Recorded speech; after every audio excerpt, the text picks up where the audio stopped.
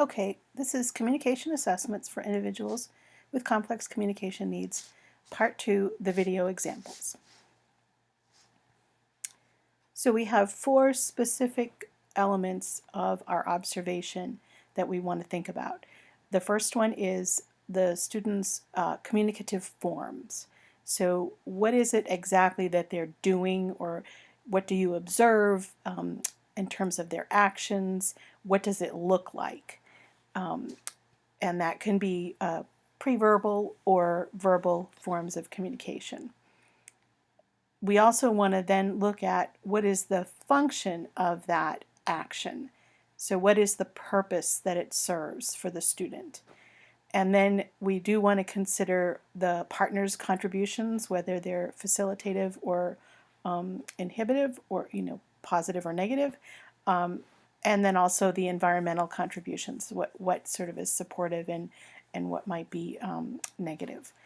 Okay, so let's look at some of the pre-verbal forms of communicating, or nonverbal forms.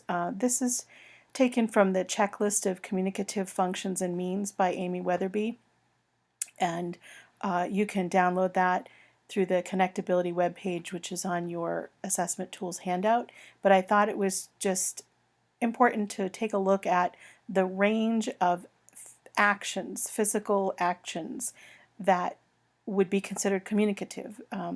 And there's some examples here, but this will sort of set us up for our observations of the videos, that basically even very small nuances of movement can have meaning depending on how the individual is using those and in what context. So just take a look there at the pointing and the shifting of eyes and even proximity, so moving closer to things, using self-injury or aggression is also communicative, those types of things.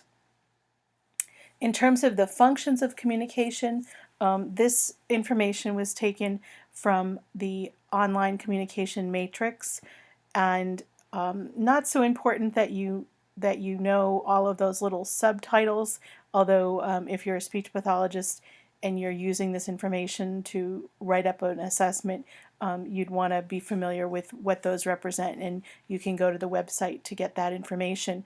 But I just wanted you to see that there are sort of 4 main categories that Charity Rowland uses for the communicative functions: the reject, request, social, and information exchange.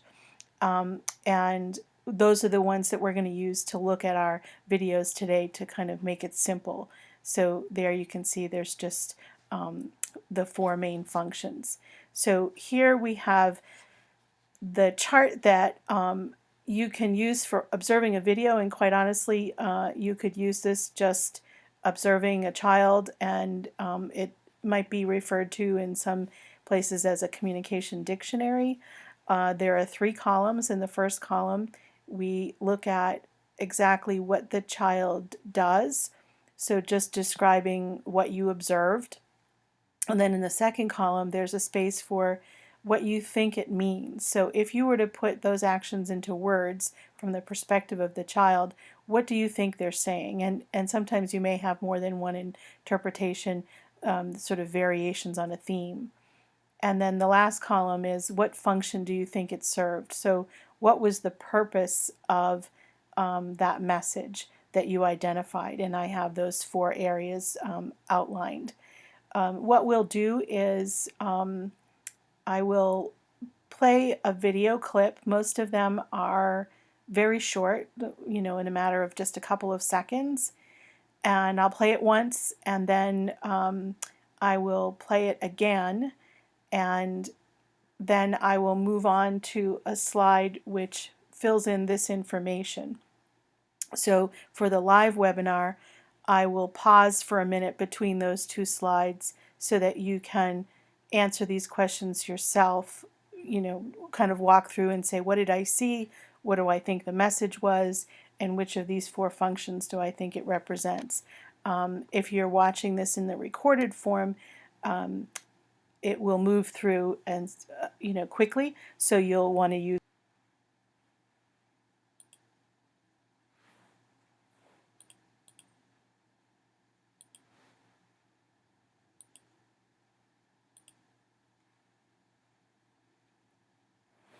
So let's view this for the first time, and we're going to view this without any sound so you can focus on just watching the child.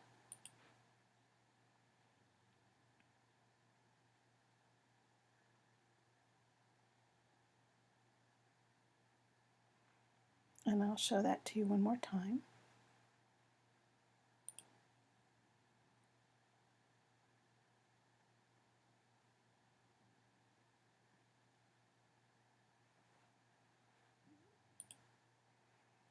So what I observed was that Sam was pulling on the stick, the mallet there, and I would interpret that to mean I want it or give me the stick, and that it served the function of requesting.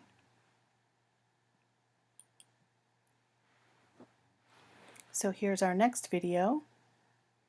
See what you think, what you see, and what message you think this child is expressing.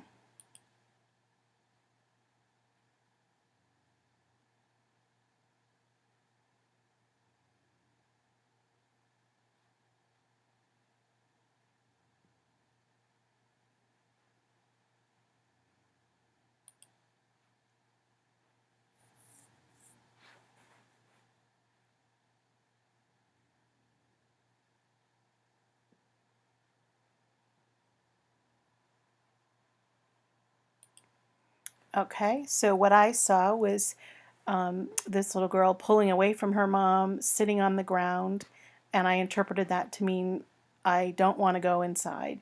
The video did indicate that that was where they were trying to go, but it could just be I don't want to go, and that the function was rejection or not wanting to do something.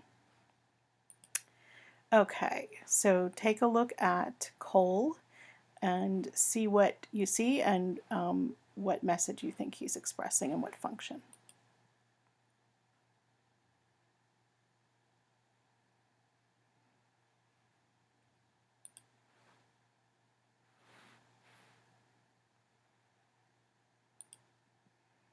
So I saw that he waved, and I thought he was waving as hello or greeting, and I would say that is a social function. So I'm hoping that this is making sense, that we're taking actions, which sometimes, like in this case, are more clear than others, and we're explicating or externalizing our interpretation of what they mean based on the context and what we know about the child. And then we're assigning a function to that. And that's going to help us, particularly when we get to that more detailed list that you saw on one of those early slides, to know what functions does the child have, which ones do they have mastered, where they're consistent, which ones might be emerging that we want to provide more support for them to expand their use of, and are they moving into the more abstract symbolic ways of representing some of those messages. So really important, not only for those communication goals and moving along that development of those communication language skills, but also for modeling. So if I wanted to do some modeling with the child's device, I'd want to know what are the messages that they're expressing that I can map the visual language onto. And in this case, I would do a greeting. And in the last case, I might say, don't want or not go or something like that. So it's really important to be able to make these observations. And as I said in the first part of the webinar, folks really struggle with interpreting gross actions, physical actions, body actions, movements, and assigning a communicative function or a message to those. And so it's a really important skill to be able to have when you're working or living with someone who might be communicating quite a bit using these methods, because the messages are still there. Those communicative functions are there. They're just present in a form that we may not be recognizing. Although I do find that family members often do this very naturally, this interpretation, and then I have to sort of probe, as I had said a while back. How do you know that? How do you know that he's not happy? How do you know that he doesn't like that or that he wants to do something? And that's when I get that information from the first column is exactly what the child has done. So let's take a look at a couple more. Okay, take a look and see what Chris is up to.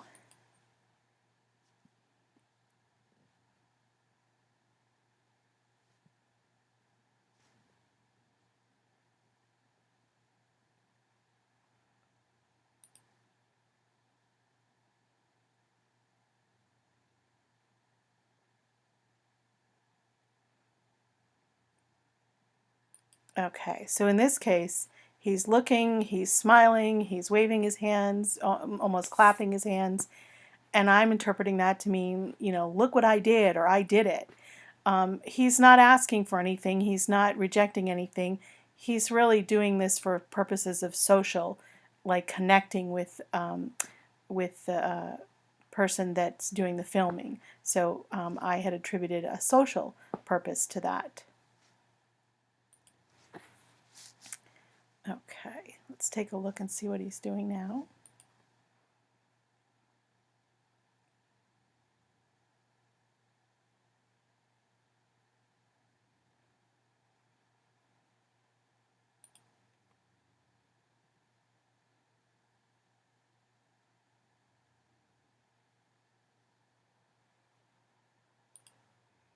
So what I observed was him sort of pulling the fishing rod toward himself and turning away from his sibling and moving away from his sibling. And I interpreted that to mean, don't touch it, don't take it, let me do it, or I want it, which is sort of a rejection of sharing, if you will. So he was, like his brother was sort of asking for it, and he was saying, no, no, you can't have it, it's mine. All right, let's see what Cole is up to.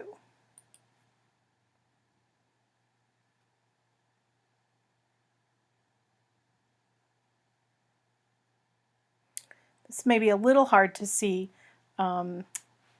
because his actions are, the communicative component is towards the end, but I'll play it again and see if you can catch it.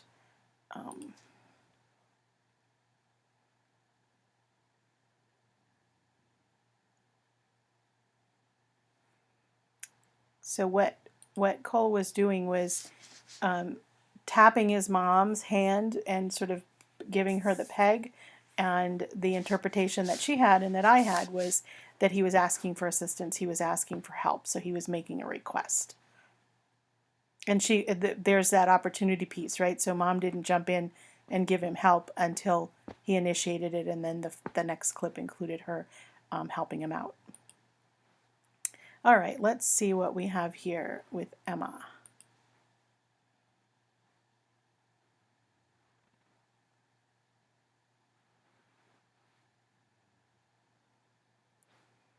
So what you don't hear is that there's music playing, which is probably significant. There's music in the background. So let me play that again, and then we'll see what function that served.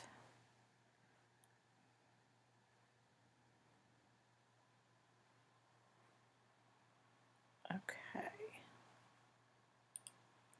So Emma reached out and took the arm of her peer, or sort of touched the arm of her peer, and then started dancing. So I interpreted that as her saying, I want you to dance with me, or dance, or that type of thing, which would be a request to, a specific, I want you to do a request for an action. All right, let's see what we have here.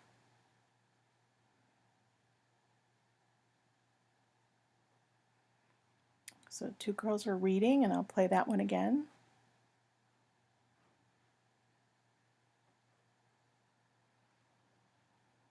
You can see even with, very short clips, we can get good information. And in this case, this little girl was tapping the floor.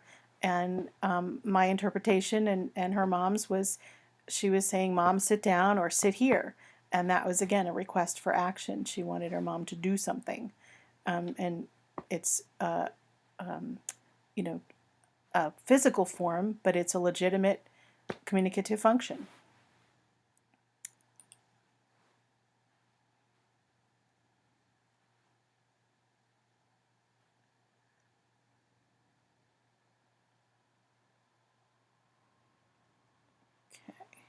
play that one more time.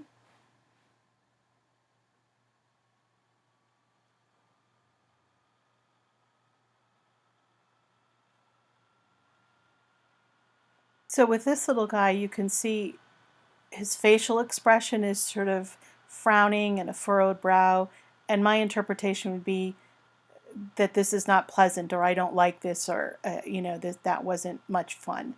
Um, and so it's not necessarily an intentional communicative act, but it is communicative in letting me know that this isn't something that he liked. And if you take that whole context into consideration with the slide, you can see where that would make sense, that he may be expressing that this isn't something that he liked.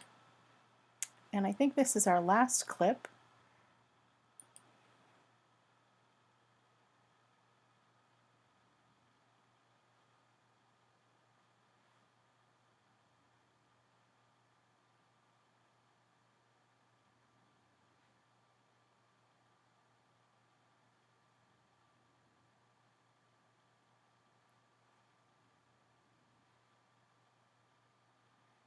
And in this one, I think there are multiple messages, so you may come up with something different than what I did, but we'll watch it one more time and then we can compare.